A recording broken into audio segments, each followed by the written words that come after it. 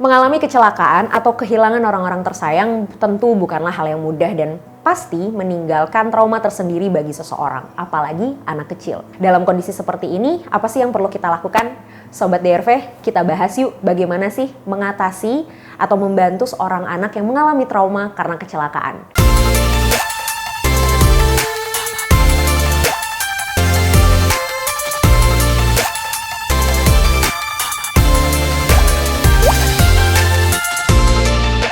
Pada dasarnya tidak ada satupun manusia, tidak ada satupun dari kita yang pasti mau mengalami kecelakaan ataupun kehilangan orang-orang yang tersayang. Dan tentunya proses kehilangan bukanlah hal yang mudah untuk dilalui. Pasti kita akan merasakan kesedihan, kita akan merasakan ketakutan, kita akan merasakan kerinduan dan kadang kita juga tidak menerima bahwa sebenarnya hal itu sudah terjadi dalam hidup kita. Wajar? Tentu wajar sekali. Dan bukan tidak mungkin kecelakaan ataupun kehilangan kemudian akan memberikan dampak tertentu pada kehidupan kita di masa yang akan datang. Bukan tidak mungkin bahwa kecelakaan ataupun kehilangan akan memberikan trauma tersendiri bagi orang-orang yang mengalami atau melihat secara langsung. Apa sih sebenarnya trauma? Trauma adalah kondisi yang tidak menyenangkan secara psikologis yang terjadi dampak dari proses kehilangan, kecelakaan, entah itu kita sebagai seseorang yang merasakannya langsung atau melihat kejadian tersebut.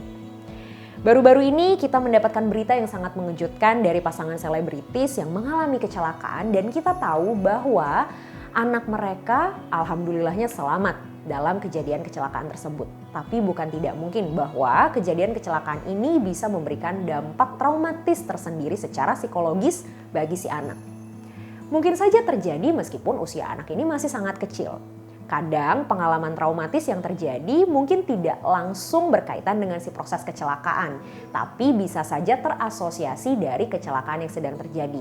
Misal, seorang anak yang mengalami kecelakaan lalu lintas bisa saja tetap bisa berkendara, dia tidak takut untuk melewati jalan tol, dia tidak takut untuk duduk di mobil. Tapi bisa saja dia sangat takut mendengar suara-suara bising yang kemudian dia asosiasikan dengan kejadian saat dia mengalami kecelakaan. Nah, bagaimana sih kita bisa mendeteksi trauma yang terjadi pada anak pasca kecelakaan? Yang pertama yang paling bisa kita lihat adalah dari perubahan perilaku. Ada nggak sih perubahan perilaku yang mungkin terjadi pada anak pasca kecelakaan? Misal, anak cenderung lebih kagetan, dikit-dikit kaget, dikit-dikit kaget. Atau misalnya anak ini jadi mudah takut terhadap berbagai hal. Dia nggak mau ditinggalin, dia ngerasa insecure kalau sendirian. Yang kedua yang juga bisa kita lihat selain perubahan perilaku adalah anak sering mimpi buruk nggak sih? Memori anak biasanya seringkali keputar balik ketika mereka sedang tidur melalui mimpi. Nah, biasanya alam bawah sadar mereka ini bergerak ketika sedang dalam kondisi tidur yaitu mimpi.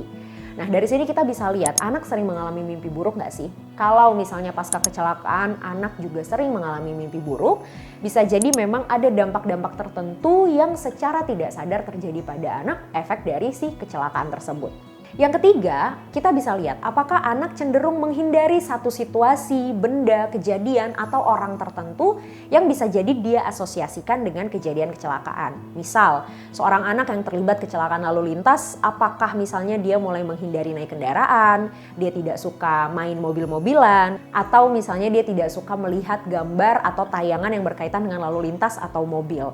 Nah, hal ini bisa menjadi salah satu bentuk bahwa si anak mengalami trauma akibat dari kecelakaan tersebut. Nah, dalam kondisi seperti ini, apa sih efeknya atau dampak yang mungkin akan terjadi ketika anak mengalami trauma? Tentu saja akhirnya anak akan mengalami yang namanya PTSD atau Post Traumatic Stress Disorder, di mana kejadian ini akan membuat dia menjadi ketakutan terhadap beberapa hal.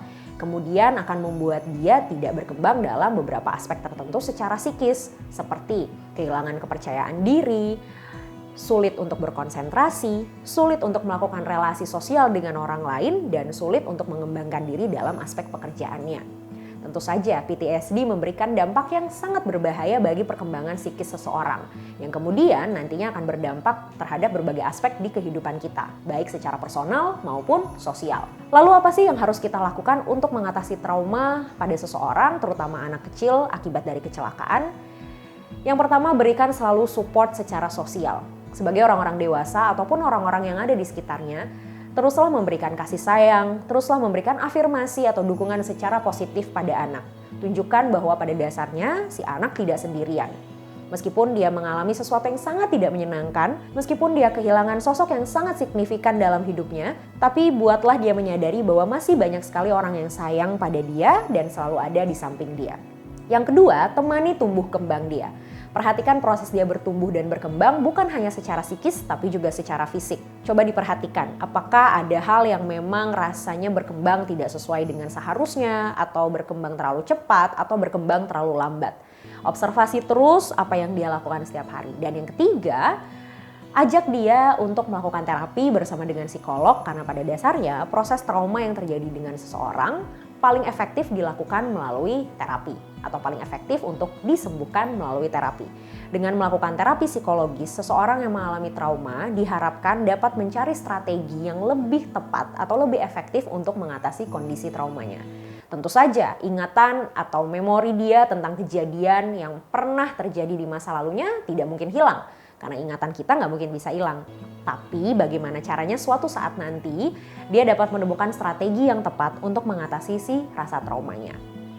Nah, dalam kondisi seperti ini kita juga bisa melihat bagaimana sih dampak trauma ini terjadi pada anak. Karena pada dasarnya dampak trauma yang terjadi pada setiap orang itu bisa beda-beda. Berapa lama trauma yang akan berlangsung juga bisa beda-beda. Berapa lama proses pemulihan dan mencari strategi yang tepat juga bisa beda-beda. Tergantung dari seberapa besar kejadian ini memberikan dampak pada seseorang, seberapa besar atau seberapa berarti orang-orang yang kemudian meninggalkan dia dalam proses kecelakaan atau kehilangan ini, dan seberapa kuat dukungan dari orang-orang sekitar, serta seberapa kuat tekad dia untuk melewati trauma ini. Tapi pada dasarnya sebagai orang-orang yang ada di sekitar dia, jangan lupa untuk terus memberikan dukungan dan kasih sayang secara positif untuk menemani dia melewati masa-masa traumanya. Dapatkan informasi medis langsung dari Dr. Vito dengan subscribe channel YouTube ini. Anda juga bisa membagikan semua informasi berharga di sini dengan cara share ke teman-teman atau kenalan Anda.